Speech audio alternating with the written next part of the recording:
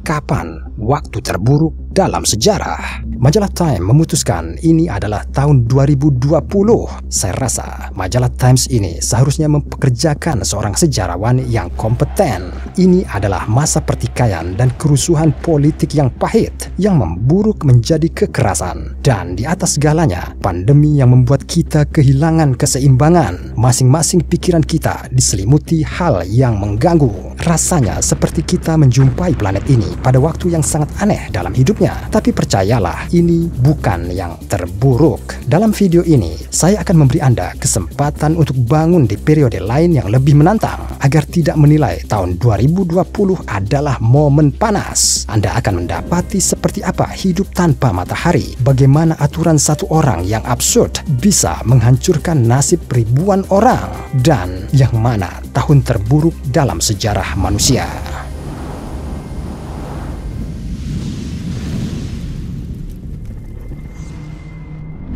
Anda bangun pagi-pagi sekali untuk mengasah tombak Anda untuk berburu mamut. Anda adalah perwakilan dari budaya Clovis dan Anda hidup selama Dryas muda di Amerika Utara. Tiba-tiba Anda melihat bintang aneh dengan ekor putih panjang di langit.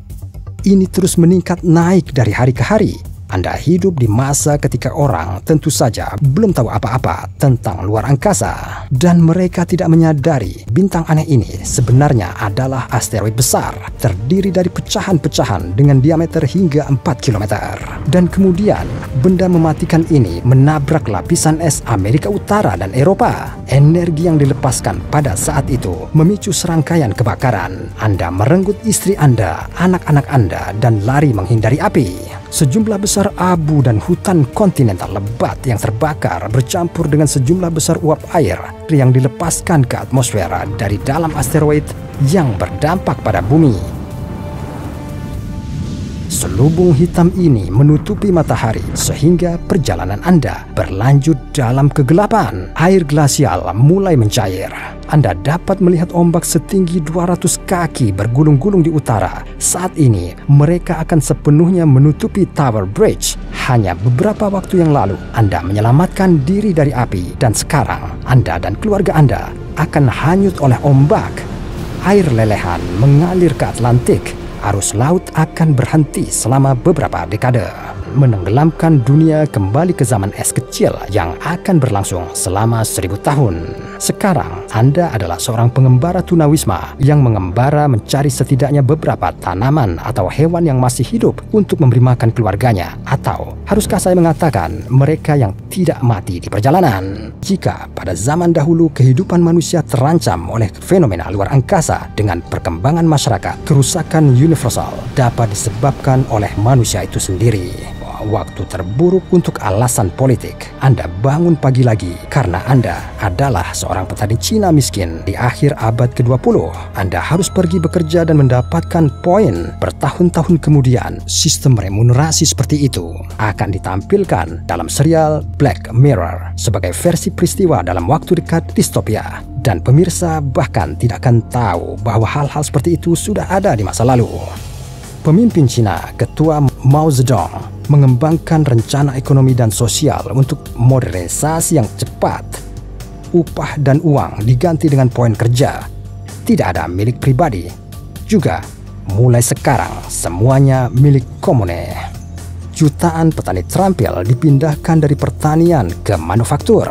Tidak ada orang yang memanen tanaman, dan tanaman mulai membusuk. Anda berusaha mati-matian untuk menyelamatkan panen, dan kemudian Mao memerintahkan untuk memusnahkan semua burung pipit untuk menghentikan mereka memakan biji sereal. Anda dikejutkan oleh reformasi politik yang begitu bodoh, karena begitu burung pipit dimusnahkan, tidak ada yang akan memusnahkan belalang. Anda tidak bisa sendirian menanggung beban menghentikan penyebaran hama ini. Anda tidak punya sesuatu untuk dimakan. Dan akhirnya Anda bersama dengan 55 juta korban lainnya karena kebijakan Mao yang ceroboh. akhirnya mati kelaparan, tinggal di rumah selama karantina. Tidak ada apa-apanya dibandingkan dengan era Mao. Kapan saja kita dapat memesan pengiriman makanan dan beristirahat dengan tenang dan aman di apartemen kita, di mana tidak ada orang yang akan mengambil sesuatu dari kita. Dan sekarang bayangkan ini, Anda bangun di pantai Amerika Utara, tempat Anda tinggal bersama suku Anda. Beberapa orang asing mendekati Anda. Mereka tidak perlu repot-repot menggunakan cara sopan untuk meminta beberapa persediaan dari Anda. Dan ketika mereka ditolak, salah satu dari mereka mengancam untuk menghilangkan Anda dari cahaya bulan. Malam berikutnya, bulan tampaknya dicuri dari langit. Ketika orang asing datang lagi, Anda berbagi makanan dengan mereka. Anda hanya tidak tahu Anda sedang berurusan dengan Christopher Columbus. Dia sangat pandai dalam astronomi, jadi dia berhasil menipu Anda karena ada gerhana bulan hari itu. Kunjungan pria ini memicu serangkaian peristiwa mengerikan. Ketika Columbus menemukan Amerika, alih-alih Asia, seluruh Spanyol bergegas ke negara eksotis ini. Spanyol dengan cepat diikuti oleh Portugal dan kemudian Prancis, Inggris, dan Belanda. Maka dimulailah penjajahan Amerika. Tidak menemukan hambatan awal dari lokal populasi, Eropa berperilaku seperti agresor, membunuh dan memperbudak penduduk asli Amerika. Para penakluk Spanyol sangat kejam. Mereka menjarah dan membakar desa-desa para pemukim dan kemudian membunuh mereka. Anda berhasil menyelamatkan diri dari serangan penjajah, tetapi dalam beberapa hari, orang-orang di suku mulai demam, merasa mual, dan menderita sakit seluruh tubuh. Soalnya, setelah kontak dengan pemukim Eropa, seluruh suku yang telah terisolasi dari dunia selama bertahun-tahun mulai terkena penyakit baru seperti cacar. Anda sekarat di gurun pasca apokaliptik, mengetahui bahwa suku dan budaya Anda dihancurkan oleh para penakluk. Satu-satunya hal yang mungkin lebih mengerikan adalah masa konflik militer skala besar. Ketika ada kerugian besar dari semua pihak, Anda bangun, tapi kali ini di tengah malam. Anda dan mereka yang berpikiran sama bersekongkol untuk membakar gereja Katolik pada tengah malam ini. Anda seorang mahasiswa di Universitas Charles di Praha, dan bukannya mendapatkan pendidikan, Anda harus memperjuangkan agama dan kebebasan Anda dalam konflik militer antara Kekaisaran Romawi Suci, bangsa Jerman, dan seluruh Eropa. Semuanya dimulai dengan serangkaian perjuangan agama antara Protestan dan Katolik. Di Jerman Selatan, hanya sepertiga penduduk yang selamat dari perang yang akhirnya berlangsung selama 30 tahun. Butuh lebih dari 1 abad bagi banyak daerah untuk pulih dari dampak penurunan ekonomi dan sosial. Menurut berbagai perkiraan, total kerugian berkisar dari 5 hingga 8 juta orang. Tetapi bagian terburuknya adalah Anda mungkin tidak mengalami mati terhormat dalam pertempuran, tetapi sebaliknya meninggal karena tifus atau disentri atau penyakit pes. Ada data bahwa di Jerman ini membunuh lebih banyak orang daripada pertempuran. Anda mungkin juga bangun di paruh pertama abad ke-20. Selama periode itu, dunia dihancurkan oleh 2 perang dunia dalam waktu 30 tahun. Genosida dan pembantaian dilakukan di seluruh dunia atas nama ideologi politik yang mengakibatkan kematian ratusan juta orang.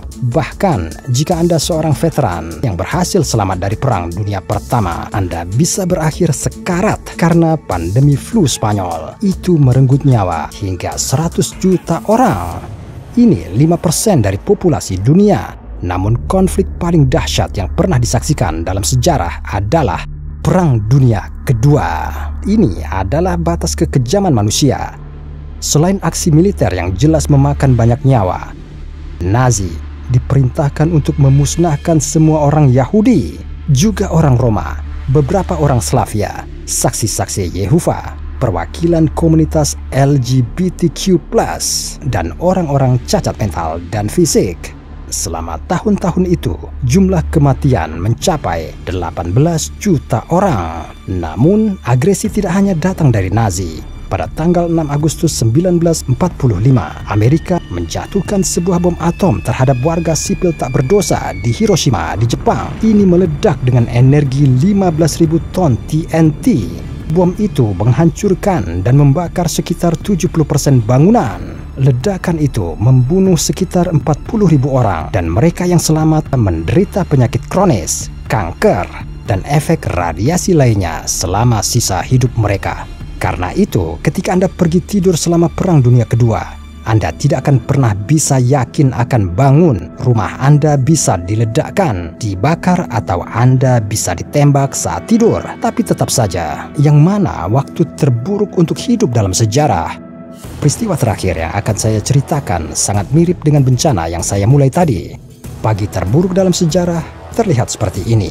Anda bangun di Islandia pada pagi hari jam 5.36 dan Anda tidak dapat melihat apapun di sekitar Anda karena kabut tebal. Saat itu langit di atas Eropa, Timur Tengah, dan sebagian Asia tertutup kabut gelap yang menghalangi matahari selama 1,5 tahun. Begitulah zaman kegelapan dimulai. Masalahnya adalah bahwa di Islandia ada letusan gunung berapi bencana yang menyebarkan abu ke seluruh belahan bumi utara. Tapi Anda tidak tahu ini dan Anda pikir tragedi ini adalah pertanda buruk dari langit, seolah-olah kekuatan yang lebih tinggi sedang menghukum Anda. Anda mencoba memakai baju tebal karena suhu rata-rata bumi turun tajam antara 1,5 dan 2,5 derajat Celcius. Dan ini berlangsung selama 18 bulan. Maka dimulailah salah satu dekade terdingin dalam 2.300 tahun terakhir. Kekeringan dan kelaparan menyebar kemana-mana. Tiba-tiba Anda sakit, rasanya seperti Anda terbakar. Anda lemah, pusing, rasa sakit membelah kepala Anda menjadi berkeping-keping. Anda terus pingsan, Anda meronta-ronta di tempat tidur, Anda batuk darah, dan Anda mengalami penglihatan yang aneh. Beginilah wabah akan merenggut nyawa Anda. Wabah itu telah menyerang orang-orang selama 15 atau 18 gelombang besar pandemi.